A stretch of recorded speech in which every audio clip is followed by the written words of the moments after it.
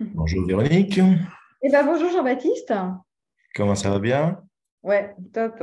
Bon, alors Bon, aujourd'hui, une fois n'est pas coutume, pour une fois, on va pas parler de nos problèmes amoureux, de nos histoires et de tout ce qui fait la complexité des relations humaines, mais on va plutôt parler de la forme que l'on utilise quand on fait nos vidéos, parce que on a une tendance naturelle à parler des différents sujets qui peuvent être dramatiques pour certaines personnes et on en parle avec un peu de légèreté, enfin surtout toi d'ailleurs, même si moi aussi j'ai plutôt un état d'esprit à vouloir aborder les sujets de façon légère. Voilà, face au drame que représentent les relations amoureuses d'ailleurs, il n'y a pas que les histoires qui se passent dans la réalité, mais on le voit aussi au travers des médias, des réseaux sociaux, etc., que le drame amoureux, enfin l'amour est souvent un drame. Donc aujourd'hui, comment Véronique Cohn aborde pourquoi Véronique Cohn aborde ce sujet de cette façon-là et comment pouvoir renouer avec les gens qui trouvent indélicate la façon d'aborder le sujet.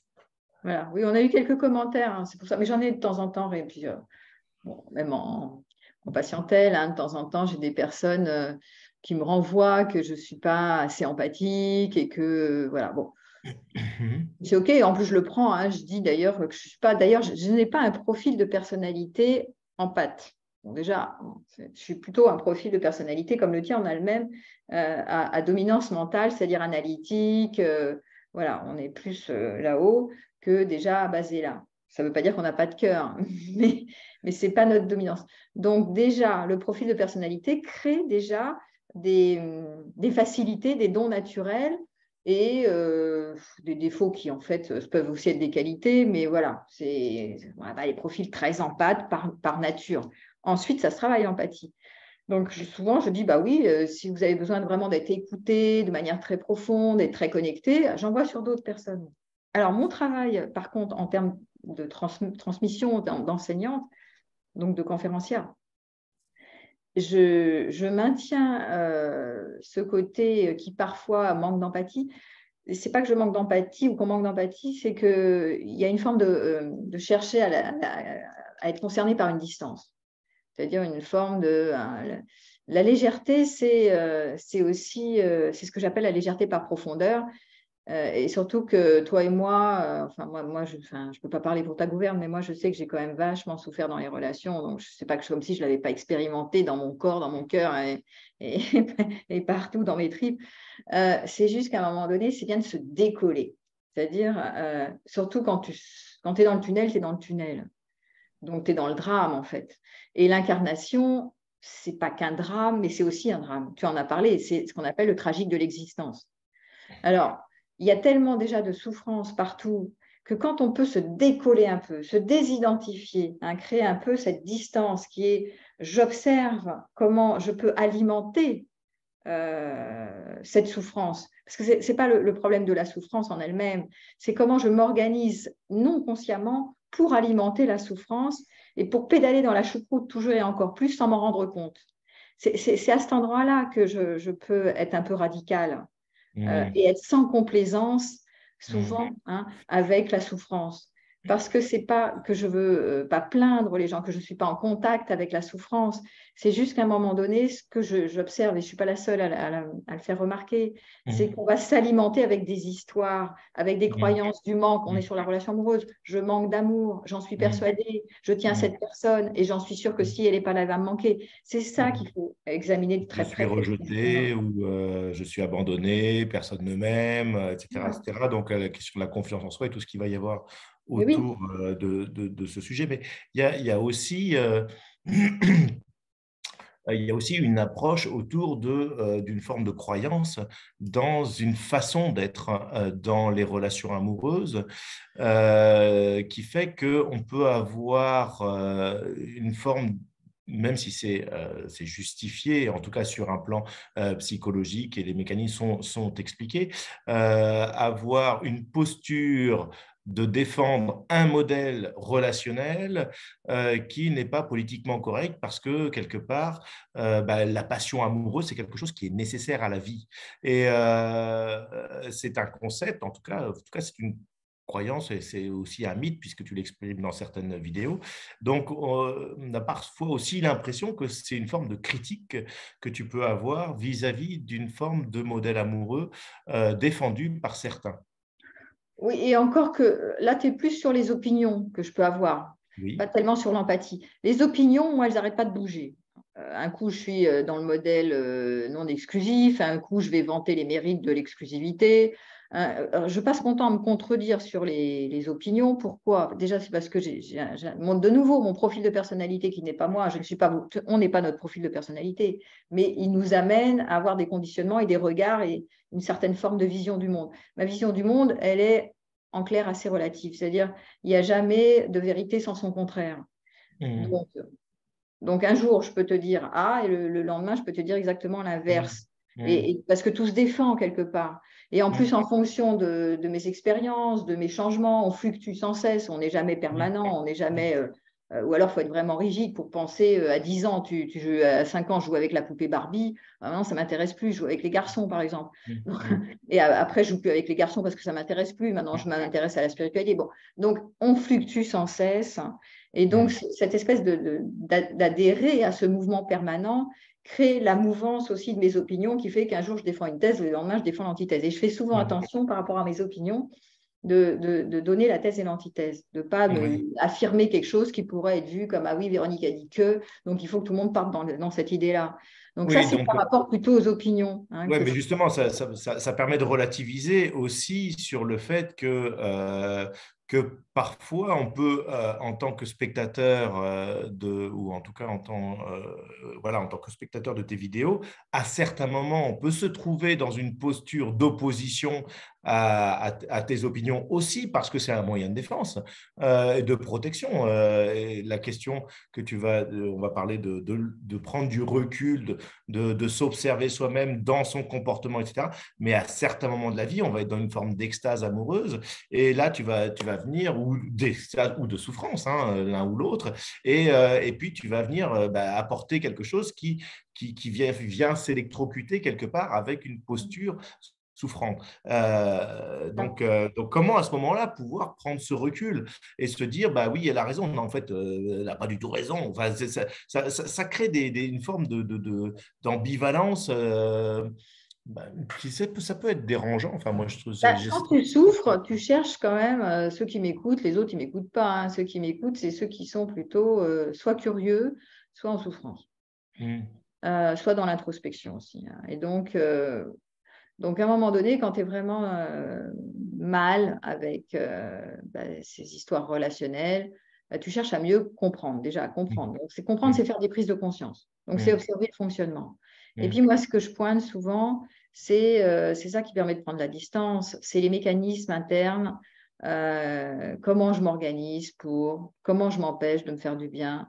Voilà, c'est vraiment décortiqué. C'est pour ça que je suis analytique, c'est-à-dire j'amène les gens à se poser des questions sur eux-mêmes, sur les fonctionnements internes, les conflits mm, intérieurs entre moi et moi, entre moi et l'autre. Donc j'amène à changer souvent de perspective mm, en faisant des prises de conscience. mm. Alors, ce qui fait que Du c'est coup, tu souvent bouscules quand un même, peu, quoi. bah oui, et c'est souvent assez rationnel ce que je raconte. Mm. C'est plutôt analytique et rationnel, c'est Ouais, séquentiel. tout à fait. Absolument. Donc, c'est vrai que certains vont me reprocher, vont dire, ah oui, mais tu n'es pas empathique par rapport à la souffrance, mais comment tu peux prendre un exemple d'une personne, d'une patiente qui est là-dedans et qui s'en sort pas? Bah oui, mais c'est justement, il y a un côté parfois peut-être un peu ironique ou je dirais un peu Provocateur. traite avec de l'humour, avec de la légèreté. Parce Mm, que oui, c'est vrai, quand tu fais un pas de côté, tu te dis, mais comment on fait tous pour se prendre les pieds?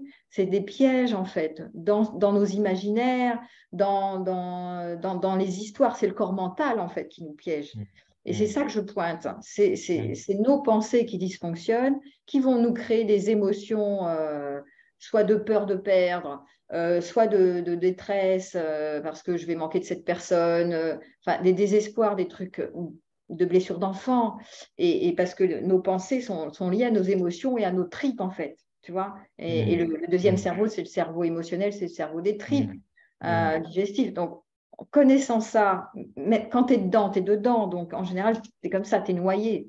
Si tu commences à comprendre un peu le mécanisme, la pensée irrationnelle, la pensée du manque, etc., peut-être tu peux commencer un chemin. Évidemment, ça ne suffit pas. C'est souvent la thérapie qui va permettre de s'en sortir.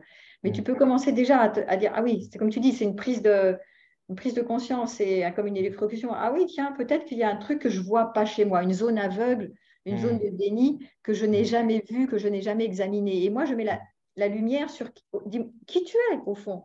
Quelle est la part de toi qui s'organise pour se faire tellement mal? C'est quoi la racine du problème? C'est quoi le truc pour lequel tu as tel symptôme? Moi, je m'intéresse moins aux symptômes qu'à la racine, hein.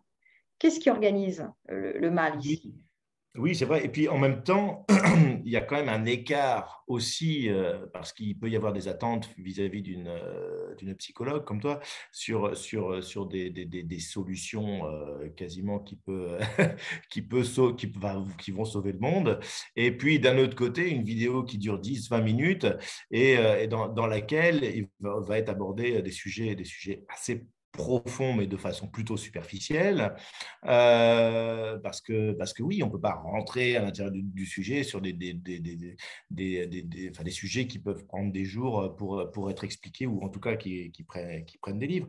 Ce qui fait qu'on a la sensation aussi, peut-être, ou ceux qui regardent les vidéos, ceux ou celles qui regardent les vidéos, ont la sensation aussi de se dire bah oui, mais elle a tout compris, moi j'ai rien compris. Donc, du coup, une forme de dévalorisation et dire non, mais fais chier, toi, elle comprend tout. Et nous, on est là en train de patauger, mais en fait, tu patauges aussi. Mais quelque part, dans ta vidéo, bah, tu patauges pas parce que c'est ta place Ouais. professionnelle aussi. Je fais très attention à ça, justement, parce que je sais bien que quand je le fais moi-même, quand je regarde, que je suis admirative de personnes qui sont brillantes et que bon, je suis pareil, moi, hein, on est tous pareils. Et donc, je fais attention à ça, à toujours parler un peu de moi. Je fais exprès de raconter mes vécus, mes expériences pour me mettre au même niveau.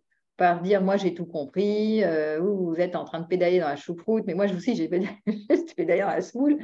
Et il y a eu des moments, même si je savais plein de choses, ça ne m'a pas empêché du tout de faire du déni, de tomber dans le trou, etc. Euh, voilà. Et Ah, en mais tu n'as même temps, peut-être pas envie qu'on te donne des leçons dans ces moments-là aussi. Tu vois? non, c'est pas. Moi, je ne cherche pas à dire voilà comment il faut faire. C'est plutôt prenez conscience. C'est plutôt regarder les mécanismes. Oui. Qu'est-ce qui se joue? Voilà, c'est plutôt décortiquer, analyser, prendre une distance, réfléchir. Moi, c'est plutôt avec l'état du moi adulte que j'essaye de faire réfléchir les autres. C'est pas tellement. C'est pour ça que je peux manquer parfois de compassion ou d'indulgence parce que je suis vraiment branchée là-haut, dans l'adulte, tête à tête. Tu vois, essayez de réfléchir mieux. Voyez comment vous réfléchissez mal, en fait, hein. C'est ça que je dis, moi. C'est ça le Oui, message. c'est Et un peu donc, jugement. après, c'est vrai que je peux. Certains profils de personnalité sont beaucoup dans le cœur et dans la voie du cœur et dans la compassion, etc. Moi, ma générosité, elle est de transmettre. Voilà ce que je donne. C'est cette forme-là. Mais bon, chacun son truc. Après, je trouve que c'est important de ne pas rester dans une position de victime non plus. Tu vois, quand on est dans la souffrance, je ne dis pas tout le monde, mais ça peut être une posture que de se victimiser et de rester dans le renforcement de la plainte. Ça peut être pour attirer l'attention, pour attirer des sauveurs. Victime appelle sauveur ou persécuteur. Même s'il y a une partie qui veut sortir de la souffrance, il y a une partie qui, sans s'en rendre compte, peut rester dans la victime et alimenter et renforcer sa névrose parce que quelque part, cette position victimaire, elle permet d'obtenir des signes de reconnaissance positifs. Malheureusement, c'est complètement nul, mais c'est souvent comme ça pour les gens qui renforcent leurs victimes. Et donc, c'est aussi des zones aveugles. C'est pour ça que je n'ai pas de complaisance non plus avec la souffrance parfois, parce que ce n'est pas sain d'avoir de la complaisance avec la souffrance. Ça renforce. Alors, si tu écoutes quelqu'un qui va mal et que tu ne fais que l'écouter en écoute active, ça peut être pas mal, mais il y a des fois, il faut intervenir. Parce que si elle est dans une conduite dangereuse et qu'elle s'écoute et qu'elle tourne en boucle dans son truc et qu'elle s'écoute parler et qu'il n'y a rien qu'en sort, elle tourne en rond dans son truc. Ça n'a aucun intérêt, elle tourne en rond dans sa victime. Ça va Oui, pas donc en fait, on aider. maintient il y a parfois la sensation de se dire que on maintient un état de stabilité interne en tournant sur les Bien mêmes sûr. sujets, les mêmes Et c'est problématiques. bien le Mais c'est problème. stable. En même temps, c'est stable. On est dans la souffrance, Ben, mais c'est c'est stable, stable. sauf qu'on C'est souffre. ça. Donc, il y a une part qui a envie de s'en sortir, qui fait l'effort soit d'écouter une vidéo, soit de consulter, etc. Et il y a une autre part qui est névrotique. C'est la part qui plombe, en fait. C'est la part qui est pas consciente. C'est la part qui est révélée, qui révèle les blessures de l'enfance. Donc, si par exemple, quand j'étais petit, je me suis organisée pour être malheureux, pour être malade, pour être désespérée, pour être déprimée, et j'imaginais que peut-être j'avais de la tension, Mhm. bon, je sais pas, je donne des exemples. Bon. Oui, oui, oui, Et non, voilà, mais donc c'est comme ça que je m'y prends quand je suis grand, mais je ne le sais même pas.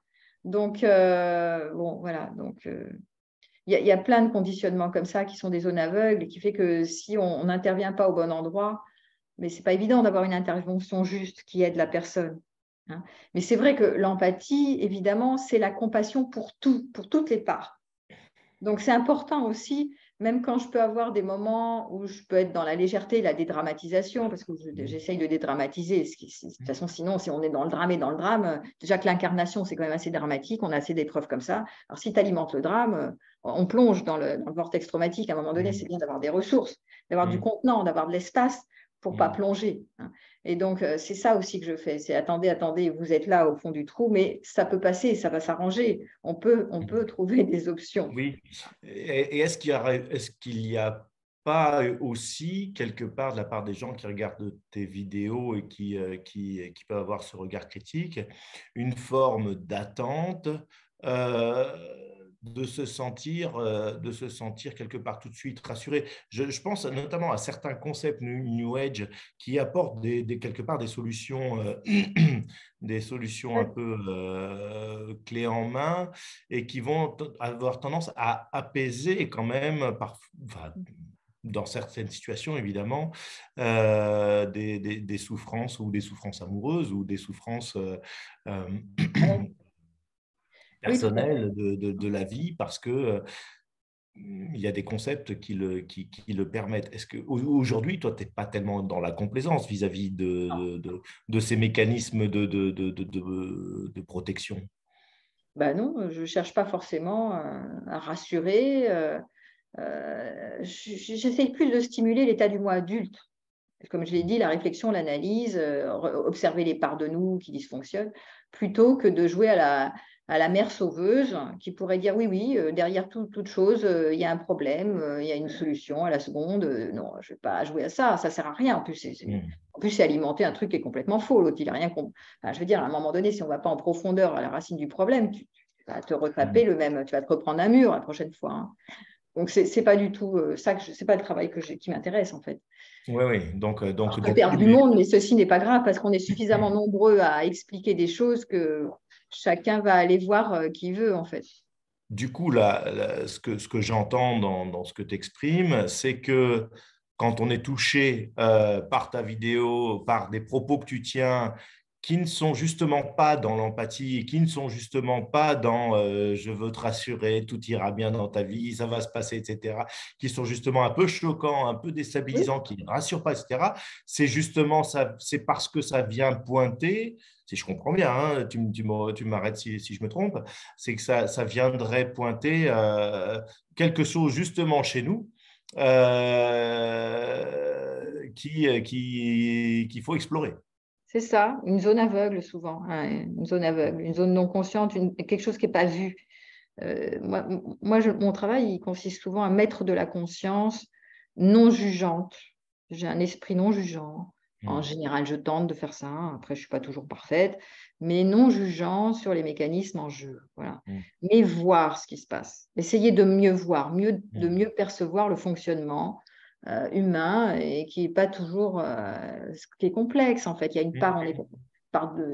une part qui veut ça, l'autre qui veut l'inverse. On veut être Mm. cohérent, on n'est pas cohérent. Mm. Bon, bref, moi j'ai dit 1000 fois, c'est le bordel. Donc c'est Mm. important de mettre un peu plus d'éclairage là-dessus, de Mm. clarification. Euh, Ok. voilà. Donc bon, je pense qu'on a fait un petit tour de la question sur la forme. Tout Et à fait. puis bon, bah après, excusez-moi, hein, je suis désolée si des fois je peux blesser certaines personnes. Je pense que c'est normal. Déjà, je peux pas. Bon, déjà, en plus, spontanément, moi, je parle, il y a des fois, je ne percute pas surtout. Hein.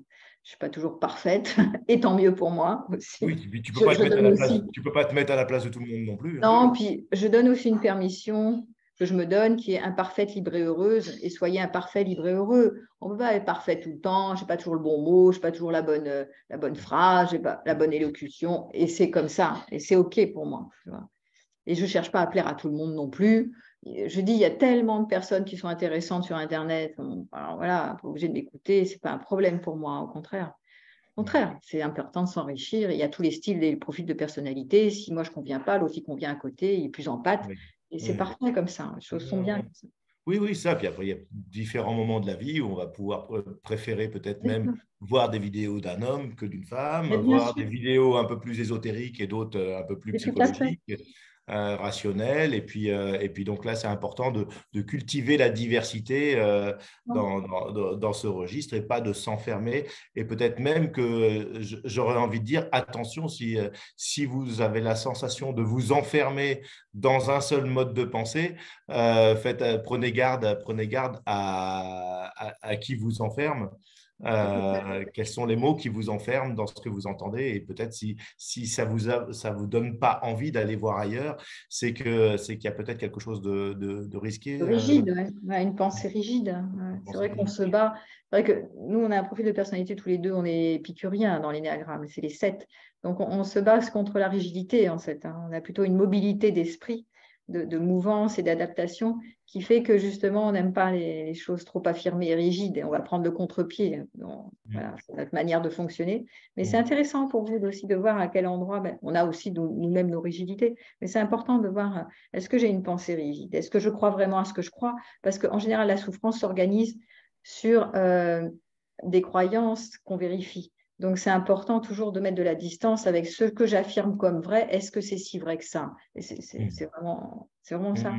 Ça, c'est intéressant, un grand Et sujet. oui, On peut faire une autre vidéo sur ce sujet-là. Est-ce que j'ai raison de croire en ce que je crois?